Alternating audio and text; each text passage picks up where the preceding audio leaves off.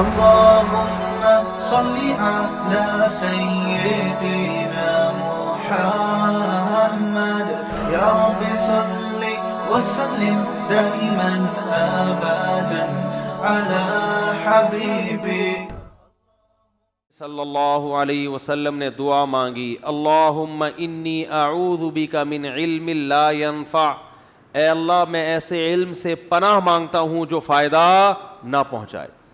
Cigarette کے ہر ڈبے پر لکھا ہوا ہوتا ہے خبردار تمباکو نوشی صحت کے لیے مضر ہے۔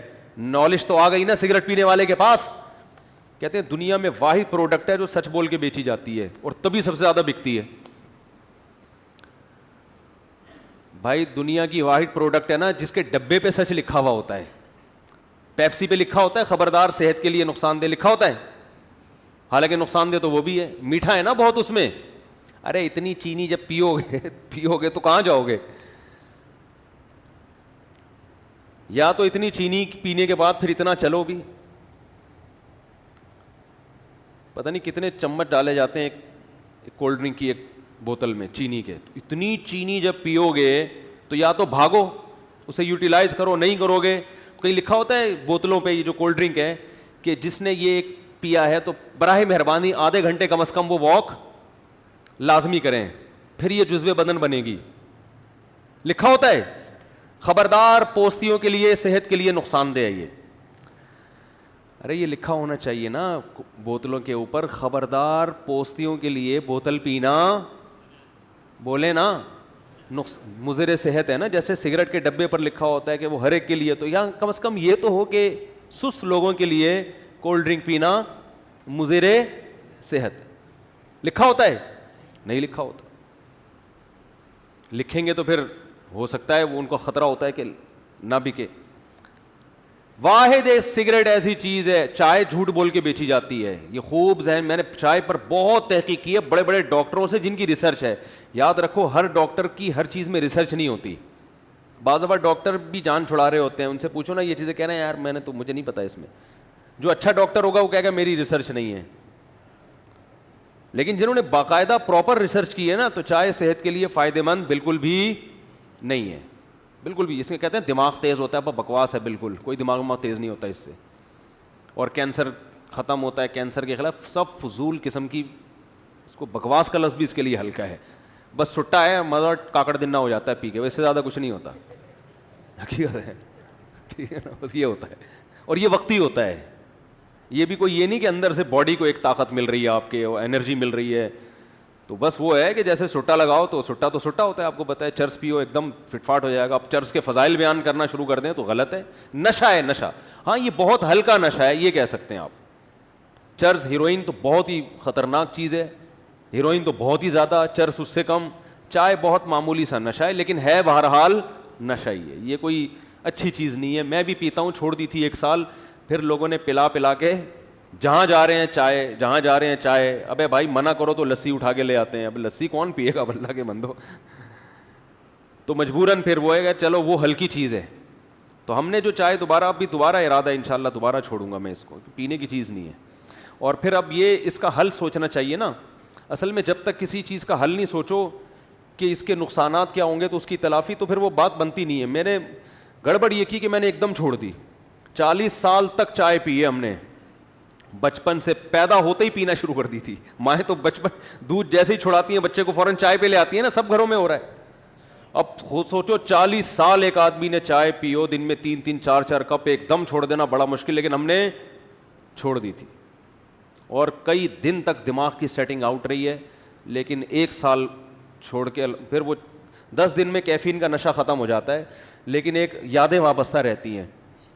کیفین کا نشہ ماہرین کہتے ہیں اس میں کمی بیشی بھی ہو سکتی ہے، 10 دن تک رہتا ہے، بہت زیادہ 10 دن آپ پریشان ہو گئے، اس کے بعد فٹ فاٹ ہو جاؤ گے، لیکن وہ رہے گا، ایک ٹھڑک رہے گی، کسی کو چائے پیتا ہوا دیکھ کے دل چاہے گا لے لوں، یہ ٹھڑک باقی رہتی ہے، 3-4 مہینے میں یہ ٹھڑک بھی کیا ہو جاتی ہے، ختم، اور 1 سال میں تو بالکل ختم ہو گئی تھی، بڑا مجاہدہ کیا، لیکن وہی ہے، یہ میں آپ کو جلدی بتا دوں تاکہ جو چھوڑنا چاہتے ہیں نا تو وہ اس پر عمل کریں، یہ چھوڑیں، اس کا نقصان ہے آپ کو۔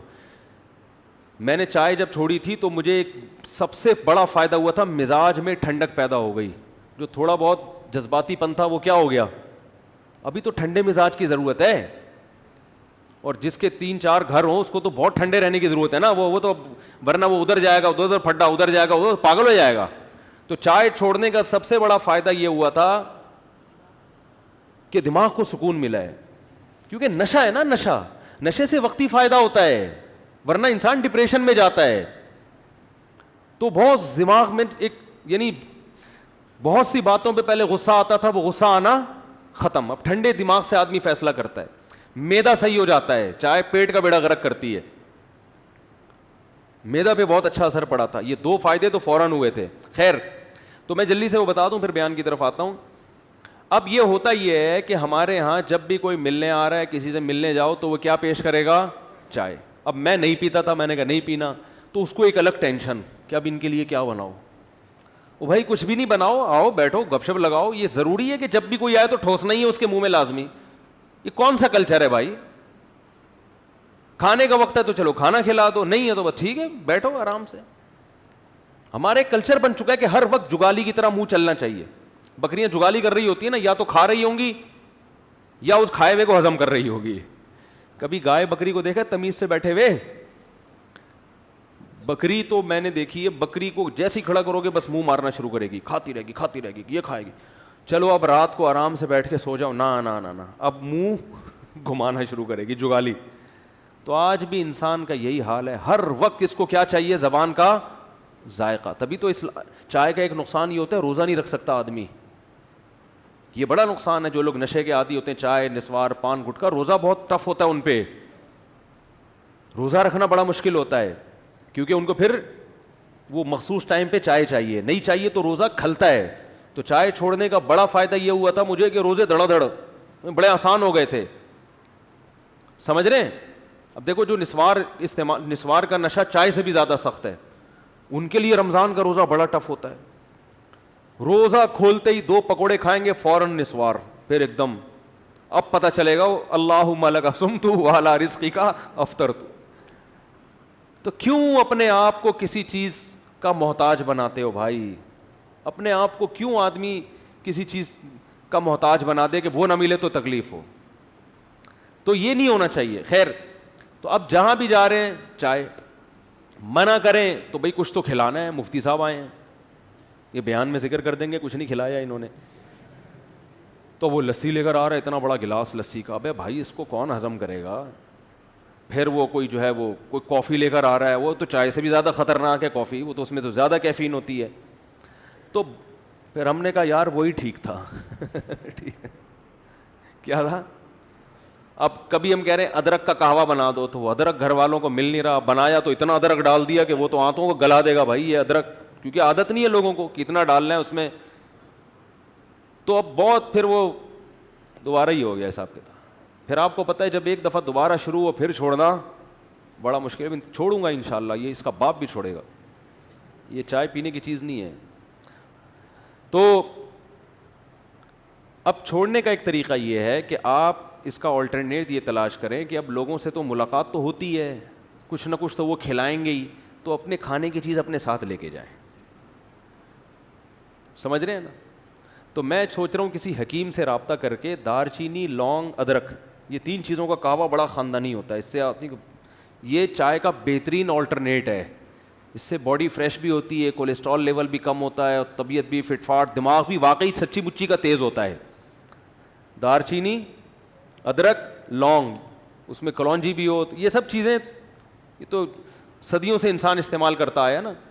تو اس کا ایک میں سوچ رہا ہوں پاؤڈر بنا کے رکھ لوں.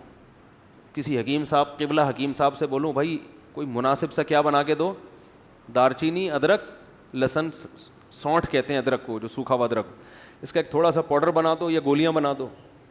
اب کسی بھی گھر میں گئے ایک ڈبی سے ایک گولی نکال کے دی, ابے پانی میں ابال کے اس کو ڈال دے, یہ بنا کے لے. یہ ہماری پتی ہے. یہ کیا ہے ہماری؟ آپ نے چائے اگر پلانی ہی ہے تو یہ لیں اور اسے پانی میں بوائل کر کے لے آئیں. ہم اپنی پتی اپنے ساتھ, جیسے شوگر کے مریض اپنی شوگر اپنے ساتھ لے کے گھوم رہے ہوتے ہیں نا, اور یہ دودھ پتی بھی ہے, اس کو دودھ میں ڈال کے پی لو تو دودھ پتی کا مزہ آئے گا, اور اس سے آپ کو فریشنس وہی حاصل ہوگی جو کس سے ہوتی ہے, چائے سے, اس سے بھی زیادہ, اور وہ واقعی ہوگی. سمجھتے ہو کہ نہیں سمجھتے؟ لیکن اپنی ذمہ داری پہ کرنا ہے آپ نے یہ. تو یہ میں سوچ رہا ہوں کہ کچھ کر کے پھر دوبارہ سے چھوڑیں گے انشاءاللہ. خیر, تو میں یہ کر رہا تھا, دیکھو میرے بھائی, اللہ نے انسان کو کیا صلاحیت دی ہے سیکھنے کی, تو یہ ہے اصل. اب سیکھنے میں سب سے پہلے علم جو ہے نا اس کے مختلف درجات ہیں. اللہ کرے میں 10 منٹ میں اپنی بات جلدی سے صحیح طرح سے مکمل کر لوں. سیکھنے کے درجات مختلف ہیں کہ سیکھ کیا رہا ہے. دیکھو ایک آدمی ڈاکٹر بن رہا ہے, میڈیکل سائنس کا علم سیکھ رہا ہے, یہ بھی سیکھنا ہے, کیا خیال ہے؟ اور ایک آدمی مٹی کے برتن بنانا سیکھ رہا ہے, مٹی کے برتن بنانا سیکھ رہا ہے, یہ بھی سیکھنا ہے نا. لیکن فضیلت کس کی ہے؟ معاشرے میں عزت کس کو زیادہ ملے گی؟ بول لو کیا ہو گیا؟ ڈاکٹر کو. یار یہ زیادہ مٹی کا برتن ٹھیک ہے, لیکن وہ نہ ملے تو کوئی ٹینشن نہیں ہے, یہ تو فیکٹریوں میں ویسے ہی اتنا کچھ بن رہا ہے, اور وہ بھی سیکھنا پڑتا ہے. میں اور آپ مٹی کے برتن نہیں بنا سکتے, لیکن میڈیکل سائنس کی فضیلت بولو زیادہ ہے, کیونکہ بھائی یہ ایسا علم ہے جس سے انسان کو حیات اور زندگی ملتی ہے.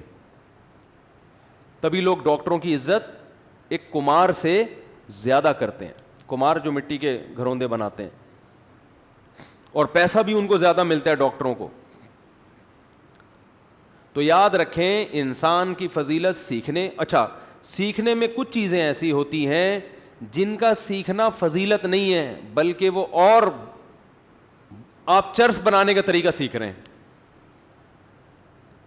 بولو نا یار, یہ بھی تو سیکھنا ہی ہے نا. تو اس سیکھنے کی وجہ سے انسان کو فضیلت ملے گی؟ نہیں ملے گی نا. یہی ہے جیسے لیپ ٹاپ میں آپ نے ایک سافٹ ویئر ڈال دیا, اور وہ سافٹ ویئر کیا کر رہا ہے کہ وہ بہترین جوا کھیلنے کا ایک ذریعہ ہے. وہ ایسے بھی تو پروگرام ڈلتے ہیں نا, اس میں بیٹھ کے آپ پب جی کھیلو, آپ جوا کھیلو.